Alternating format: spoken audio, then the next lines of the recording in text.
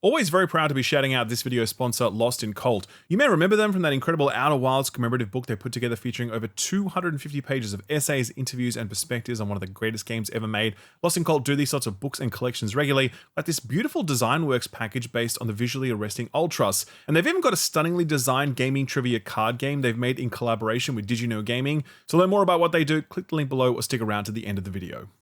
Doom: The Dark Ages. Oh boy, have I been excited to talk about this one. Okay, so right off the top, I want to say that I absolutely loved most of this. Not all of it, and we'll get to that stuff later, but the most essential aspects of Doom: The Dark Ages, I was super into, absolutely. However, I expect that this is going to be a very divisive entry in the Doom pantheon, and to understand why, I think it's helpful to do a bit of a history lesson on Doom 2016 and Doom Eternal, because with the benefit of hindsight, I think we understand both of those games much better today than we did back then. Doom 2016 laid down a template that many, myself included, thought was flawless, like perfect in every way, from gameplay to soundtrack to visuals to storytelling and beyond. Flawless video game, 11 out of 10. Then along comes Doom Eternal, and on the surface, it looks like Doom 2016, only, you know, better. I mean, it had a grapple, it was faster, it had more weapons, more story. It had everything that 2016 had, plus some new stuff. So obviously, it was better, right? Well, not really. It was more about those two games being really different. Some people, like myself, didn't really like the focus on weapon swapping and the Marauder and the more overt storytelling. Others thought that all of these things were straight upgrades and that the more demanding combat loop of Eternal was the best that Doom had ever been. I think these two perspectives kind of warred with one another for a time before everyone eventually realized that it wasn't about one being better than the other, it was about personal preference, and some people just preferred 2016 or Eternal for perfectly legitimate reasons, and that was fine. I provide all this context as a lead into this preview because, my god, is Doom: The Dark Ages a very different Doom. This thing is nothing like 2016, and it is nothing like Eternal. Those games had subtle mechanical and storytelling differences, which translated into very big differences in overall game feel. Doom: The Dark Ages, however, there is nothing subtle about these changes, man. Like, the minute you load into this, you're like, okay, they were obviously shooting for a very different target with this one. But I do come back to what we all learned with Doom Eternal's release, and that is, its software do hit an extraordinarily high quality and excellence bar here that is undeniable. And so when it comes to how much Dark Ages clicks with you, I again expect it's going to come down to personal preference. Except for maybe the dragon stuff, but like I said, we'll talk about that soon. For now, let me clarify what I experienced during this preview. It was about 3 or so hours playing on PC. It was on an RTX 5080 running at 4K DLSS set to quality. Some of the footage you're seeing here is mine, and some of it is provided B-roll. I was playing on the hard difficulty, so one step above normal, and there were 2 additional difficulties above that, but they sort of had like a limited life system that I didn't want to test out during a preview. I played through 4 missions, including the first mission of the game, then another linear mission, then I played through a dragon flying mission, and finally I finished up in one of the game's semi-open world levels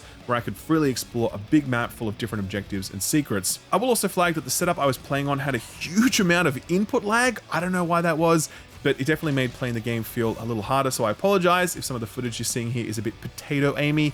Finally, Bethesda imposed a 15-minute limit on new gameplay footage for this preview, so I've spliced in some reveal trailer and some gameplay showcase footage as well to make sure I adhere to that limitation while still being able to say everything I want to say. The day started with a short video where the game's director Hugo Martin outlined the 3 pillars on which Doom: The Dark Ages is built. They are, in no particular order, classically inspired Doom combat, storytelling, and expanded worlds enabling exploration. So let's talk about them. By now, you may have already seen some Dark Ages gameplay, and it's clearly not Doom Eternal. That game was defined by its speed, its verticality, its weapon swapping. Its software had actually been inspired by seeing someone play Doom 2016 as a sort of Devil May Cry action game, and so they built Eternal around that vision. Doom: The Dark Ages is inspired by something else entirely, and that something else is the original Doom. That was a game that was about strafing left and right to not only position yourself, but also dodge slow-moving projectiles coming at you. In the same preview intro video, Martin described OG Doom as a sort of 3D bullet hell and said one of the goals of Dark Ages was to recreate that feeling. And I would say that term 3D bullet hell is actually the rock on which this game's core gameplay is built.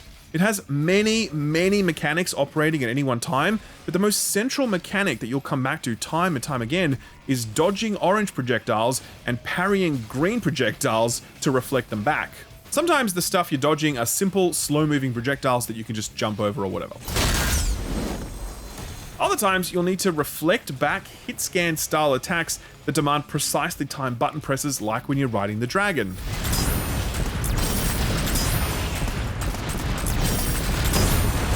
Sometimes the green attacks that you need to parry will be melee attacks, like when you're piloting the giant Pacific Rim style mech, which is absolutely something you will do in Doom the Dark Ages.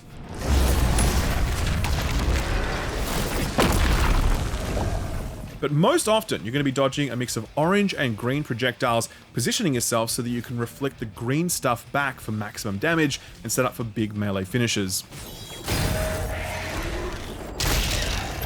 These Scorpion enemies here are the best example of this whole bullet hell design philosophy. This dude is literally shooting out walls of projectiles that you're dancing between like Nier Automata or some shit.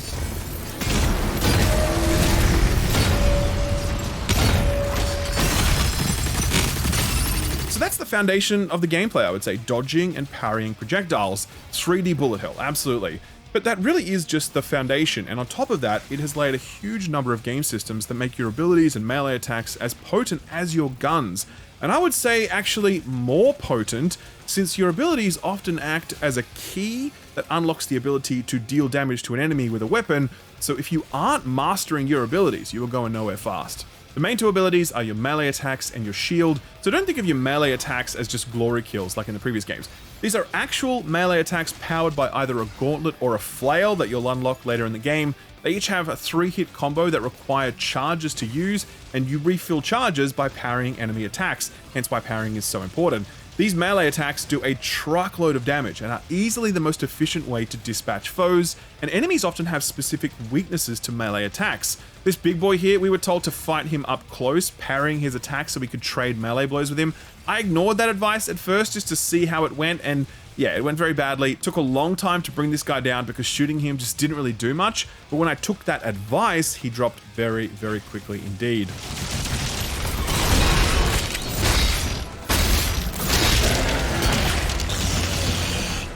So that's melee. The other important ability is your shield, and there's a lot to unpack here. When revealing Doom the Dark Ages, id specifically said this: "In Doom Eternal, you felt like a fighter jet. In Doom the Dark Ages, you'll be an iron tank. Heavy, strong, but still fast. A grounded combat system with an emphasis on power over the acrobatics of Doom Eternal."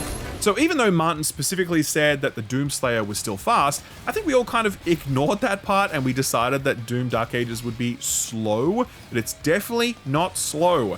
And the thing that gives it pace is the shield. At any point in time, you can lock onto a distant enemy, and with the press of a button, you will streak across the map to shield slam that target, one-shotting smaller enemies and closing the gap to bigger enemies so that you can set up for a melee combo.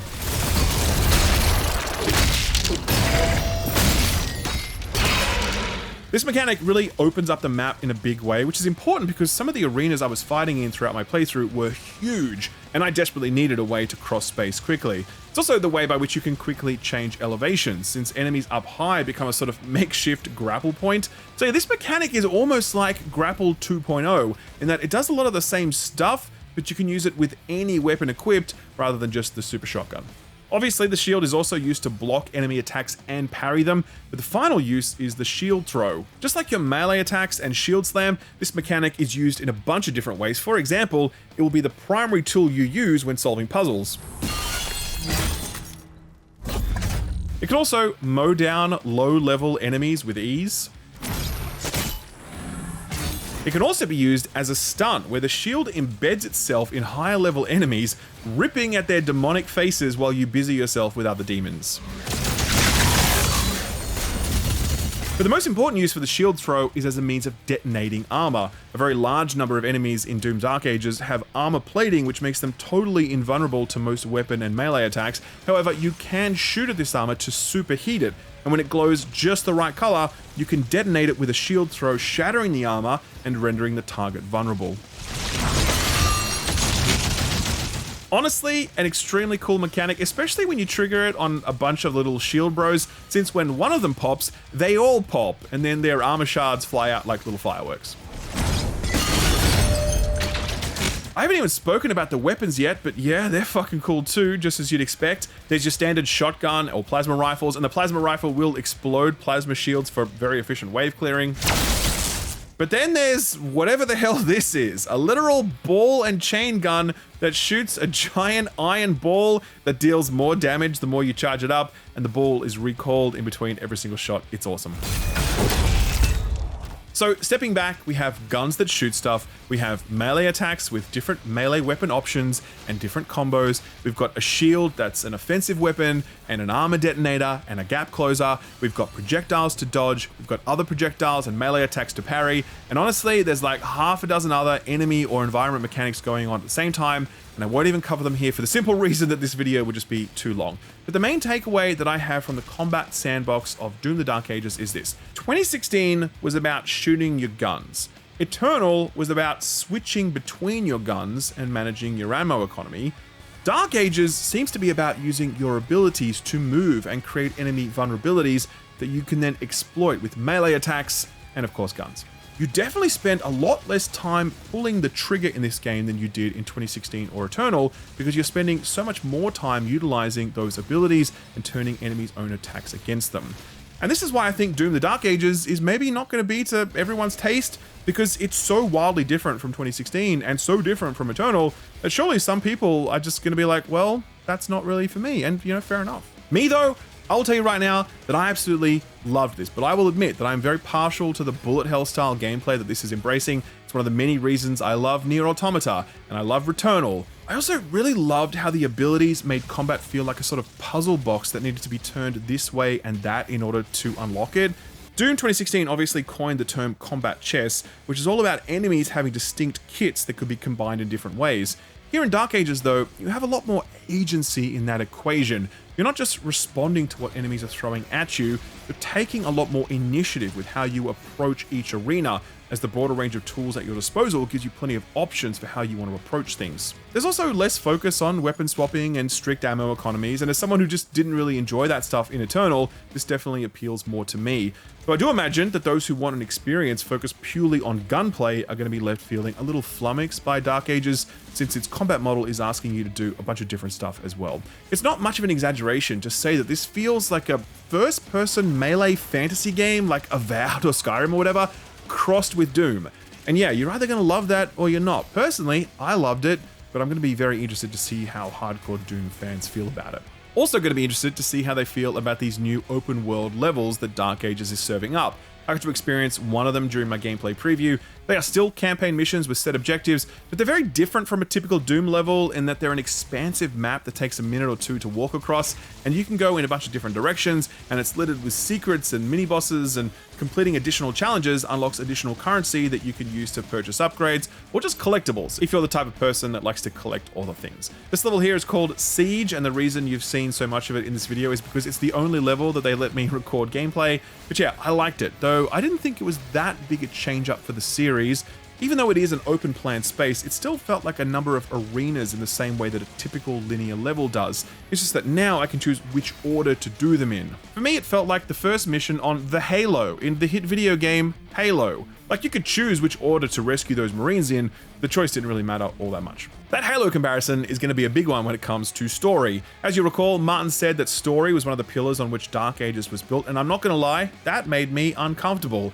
I think 2016's minimalist storytelling was perfection, and I think it went a little off the rails in Eternal, and now it's like in another galaxy here in Dark Ages, almost literally. The game opens with a lengthy cinematic that is very Halo-coded, with alien races at war and the Doomslayer deployed as a super weapon the same way the Master Chief was. I only experienced a small slice of this overall story, so I can't judge it, except to say that I'm kind of more open to it here because id have jumped in with both feet. They're clearly looking to pick up where Halo left off, delivering an action space opera centered on a one-man killing machine. Given how thoroughly 343 have fumbled Halo storytelling, my heart is open to id having a crack on this front, but like I said, I have to see the whole thing unfold before I can come to any conclusions on it. Not so in the case of the Dragon, where I've already decided that I do not like this. Now to be super clear, Bethesda themselves stress dragon riding missions are not like 50% of this game or whatever. This isn't Panzer Dragoon. These missions are a bit of fun, a bit of pacing.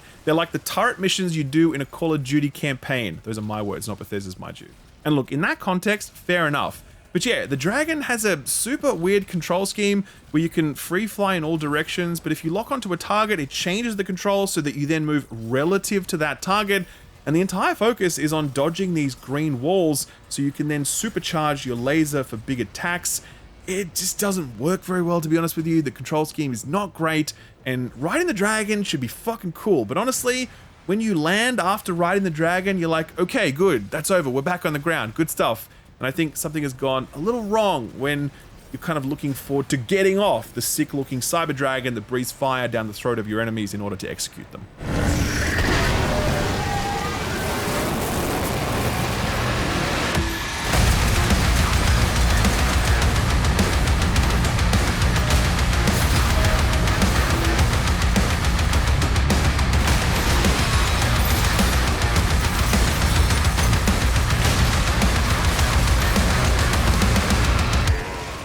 What you heard there was a brief snippet of the game's soundtrack, which sadly is not being done by Mick Gordon after he and id Software had their very public and as yet unresolved fallout. Still, full credit to the new composer team who go by the name Finishing Move. While you can't judge an OST until you've heard the whole thing, the tracks I've heard here have been pretty damn good, so I'm very hopeful that the full OST delivers.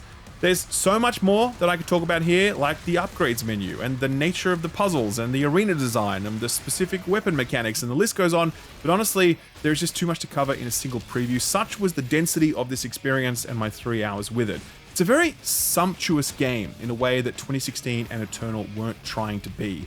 They were much more focused in their intent, where this seems to be much more elaborate and sprawling, something that may end up biting id in the ass, but like I said, I am very into this core gameplay loop. I absolutely loved it, and looking back over my footage, I was legitimately sad that I couldn't boot it up right now and play more of it. id don't know how to make bad video games, and this is their biggest, most audacious, and riskiest swing yet. I don't know if Doom Dark Ages is going to be a home run for everyone who plays it, but I personally am very keen to experience the full package when it launches on May 15th for Xbox, PS5, and PC. Do look forward to a complete review from me at or near the release date. Until then, thanks for watching, and I'll see you real soon. Bye-bye. For the last few months, we've been doing shoutouts for this video's sponsor, Lost in Cult, and every time we do it, they've been blown away by the sort of response they get from the channel. So first up, thanks for checking them out. Your support of Lost in Cult helps Lost in Cult support us, so everyone's a winner in that equation, including you, because the stuff that Lost in Cult produces is genuinely exceptional, and you can't get it anywhere else, and it's an amazing way to celebrate the love of games as an art form. Take their recent Outer Wilds Design Works collection. This features over 250 pages of interviews, essays, and perspectives on the game that forever changed the way we think about video games, a really special way to celebrate and commemorate a really special game.